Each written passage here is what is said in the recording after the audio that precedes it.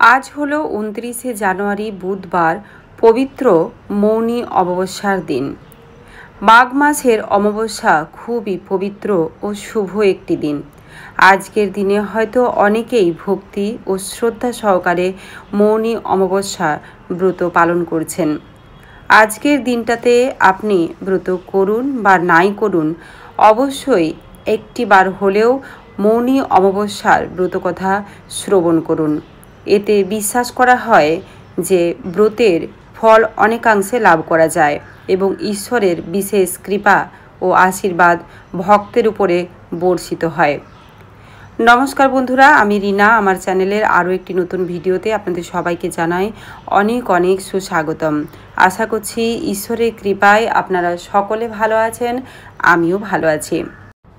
অমাবস্যার দিনটি আর 5টা দিনের মতো কোনো সাধারণ দিন নয়। তাই আজকের দিনটিতে আপনারা কিছু করুন বা নাই করুন, সময় করে একটিবার ভগবানের চরণে আপনার পছন্দের ফুল বা মা কালীর প্রিয় জবা ফুল মায়ের শ্রীচরণে অথবা আপনার ইষ্ট দেবতার চরণে অর্পণ করুন এবং একটি প্রদীপ প্রজ্বলন করুন। এতে আপনার মনোবাসনা পূর্ণ হবে, এরকমই কথা শাস্ত্রে বলা রয়েছে। কারণ ভগবানের কাছে ভক্তি হলো সবচেয়ে বড়, যেখানে ভক্তি সেখানেই ভগবান। তাই তো বলা হয় ভক্তের ভগবান। ভগবানকে আমাদের কাছে দেওয়ার মতো কি আছে? কারণ ভগবানই তো সব কিছু আমাদেরকে দিয়েছেন এবং এই জগৎ সংসার সমস্ত কিছু ভগবানেরই। তাই ভগবানকে যদি আমরা ভক্তি ভরে এবং শ্রদ্ধা ভরে ভগবানকে ডাকি, নিশ্চয়ই ভগবান আমাদের কথা শুনবেন। তো প্রথমেই চলুন জেনে নিই মৌনী অমাবস্যার তিথি কখন শুরু হয়েছে এবং কতক্ষণ থাকবে। আমরা সকলেই জানি অমাবস্যা তিথি শুরু হয়ে গেছে গতকাল 28শে জানুয়ারি মঙ্গলবার রাত্রি 7টা 31 থেকে, যা থাকবে আজকে অর্থাৎ 29শে জানুয়ারি বুধবার রাত্রি 6টা 50 পর্যন্ত।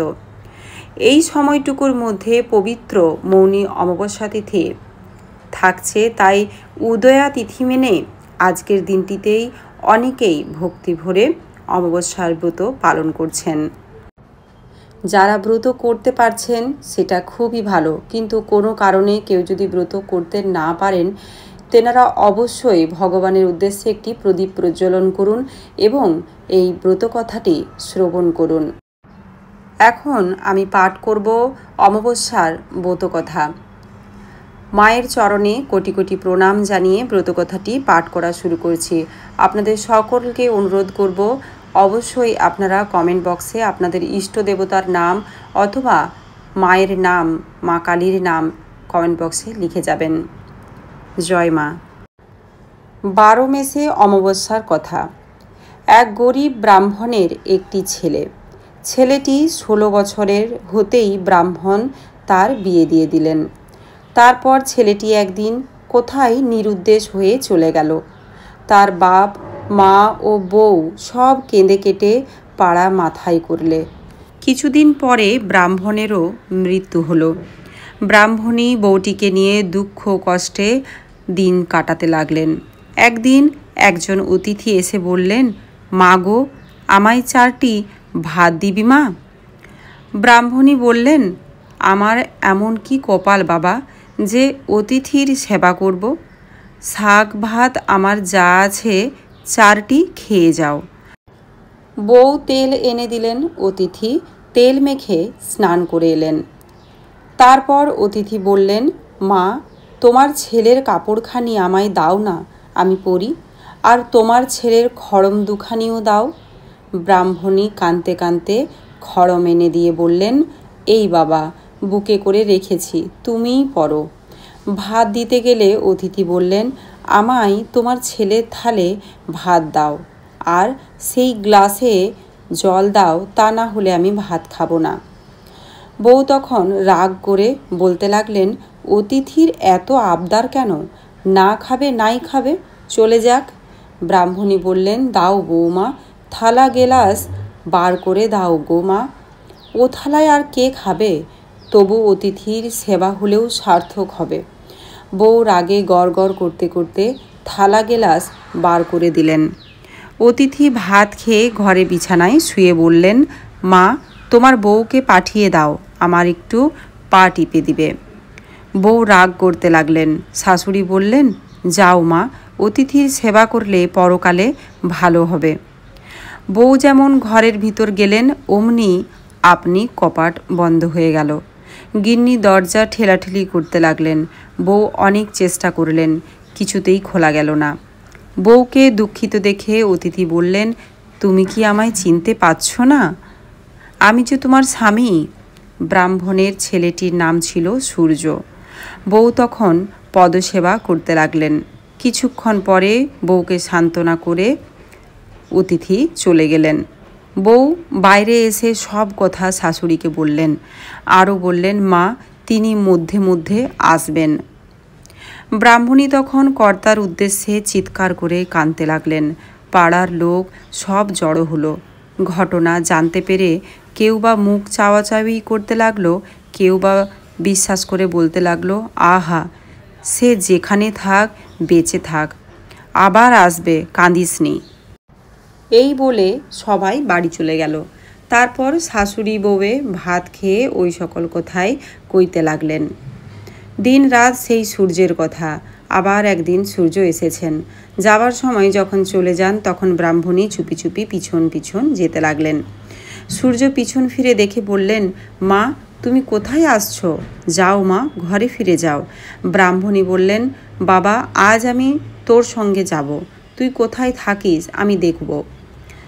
আমি খেতে পাই না, পরের মেয়ে বিয়ে করেছিস, তাকে নিয়ে আমি কি করব? সূর্য তখন এক সের আন্দাজ বড় বড় মুক্তা মায়ের কাপড়ে দিয়ে বললেন, যাও, ঘরে যাও, এতে তোমাদের অনেক দিন চলবে। ব্রাহ্মণী তাই নিয়ে ঘরে গেলেন। তারপর দিন বউ উনুন জেলে মুক্তাগুলি সিদ্ধ করতে লাগলেন। এক বোঝা কাঠ পুড়ে গেল, মুক্তা সিদ্ধ হলো না। তখন শাশুড়িকে ডেকে বললেন, ও মা, এ কি কড়াই মা, কিছুতেই সিদ্ধ হচ্ছে না। শাশুড়ি বললেন, তবে এক কাজ করো, কড়াইগুলি ছেঁকে নিয়ে বেশ করে খোলায় ভাজো, তাহলে খাওয়া যাবে। বউ তাই করলেন, তাতেও খেতে পারলেন না।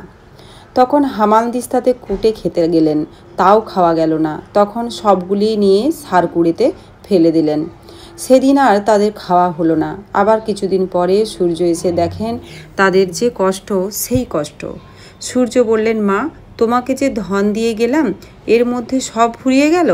ব্রাহ্মণী সেদিনকার সব ঘটনা বলতে বলতে কেঁদে ফেললেন। সূর্য বললেন, মা, সেগুলি কি করলে? কোথায় ফেলে দিয়েছ? গিন্নি বললেন, সার কুড়ে। তখন তিনজনে গিয়ে দেখেন সেখানে কতকগুলি গাছ হয়েছে, তাতে রাশি রাশি মুক্তা ফুলে আছে। সে সমস্তগুলি তুলে এনে মাকে বললেন, দেখো, এর একটি করে বাজারে বেচলে তোমাদের 6 মাসের খোরাক হবে। এ জিনিস সিদ্ধ করেও খাবার নয়, কুটে ছাতু করেও খাবার নয়। এই বলে সূর্য চলে গেলেন। তারপর ব্রাহ্মণী মুক্তা বেচে বেচে বাড়ি করলেন, মন্দির প্রতিষ্ঠা করলেন, পুকুর প্রতিষ্ঠা করলেন। বাগান বাড়ি পুকুর যা কিছু সব সূর্যকুমারের নামে হলো। বলেন, আমার সূর্যকুমার যদি কখনো ঘরবাসী হয় তো এই সকল ভোগ করবে। একদিন সূর্য এসে যেমন ঘরের ভিতর প্রবেশ করেছেন অমনি ব্রাহ্মণী এসে একেবারে চাবি বন্ধ করে দিলেন। সূর্য কত মিনতি করে বললেন, তবুও দরজা খুলে দিলেন না। 3-4 দিন বন্ধ করে রাখলেন। এদিকে পৃথিবী শুদ্ধ হাহাকার পড়ে গেল। আকাশে সূর্য উদয় হয় না, পৃথিবী অন্ধকার। ব্রাহ্মণী বললেন, আকাশে মেঘ নাই, রোদও নাই, এ কি হলো? সূর্য বললেন, মা, আমাকে ছেড়ে দাও, এক্ষুনি রোদ হবে। ব্রাহ্মণী বললেন, না বাবা, আমার রৌদ্রে কাজ নেই, তুমি আমার ঘরেই থাকো। চিরকালটা কি অমনি করে বেড়াবে বাবা? আমার এসব কে ভোগ করবে? তোমায় আর কোথাও যেতে দেব না। বলতে বলতে এমন সময়ে ব্রহ্মা বিষ্ণু মহেশ্বর এসে উপস্থিত। ব্রাহ্মণী থতমত খেয়ে বললেন, তোমরা কে বাপু? কোথা হতে এসেছ?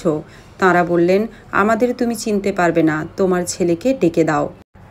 ব্রাহ্মণী বললেন, তা ডেকে দিচ্ছি, কিন্তু তোমাদের সঙ্গে আর যেতে দেব না। বোধ হচ্ছে তোমরাই আমার ছেলেটির পরকাল খেয়েছ। দরজা খুলে দিতেই সূর্য করলেন, মা, আমাকে ছেড়ে দাও। ওই দেখো, স্বয়ং ব্রহ্মা বিষ্ণু মহেশ্বর আমাকে নিতে এসেছেন। আমি সাপে তোমার ঘরে জন্মগ্রহণ করেছিলাম। আমি আবদ্ধ থাকলে পৃথিবী রসাতলে যাবে। ব্রাহ্মণী ব্রহ্মা বিষ্ণু মহেশ্বরকে প্রণাম করে বললেন, আমার এসব কে ভোগ করবে? দেবতারা বললেন, তোমার ছেলের ঐশ্বর্য কি তোমরা দেখতে চাও? তবে চলো।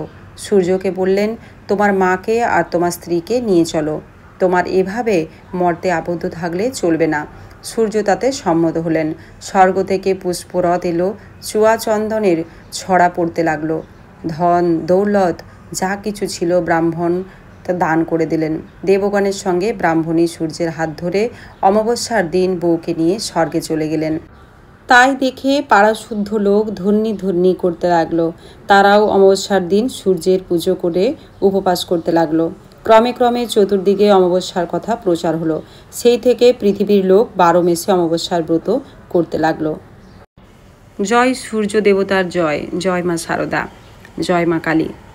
আজকের দিনটিতে যদি পারেন অবশ্যই সূর্য দেবতার উদ্দেশ্যে অর্ঘ্য দান করুন এবং ইষ্ট দেবতার নাম জপ ধ্যান করুন। এতে ভগবানের কৃপা লাভ করবেন। আজকের ভিডিওটি এই পর্যন্তই। ভালো লাগলে অবশ্যই লাইক করবেন এবং কমেন্ট বক্সে আপনার ইষ্ট দেবতার নাম এবং মা কালীর নাম লিখে যাবেন। সকলকে অনেক অনেক ধন্যবাদ জানাই এতক্ষণ আমার সাথে থাকার জন্য। দেখা হচ্ছে নতুন আবার একটি কোনো ভিডিও নিয়ে। সকলে সুস্থ থাকবেন, ভালো থাকবেন, এটাই ভগবানের কাছে প্রার্থনা করি। জয় মা।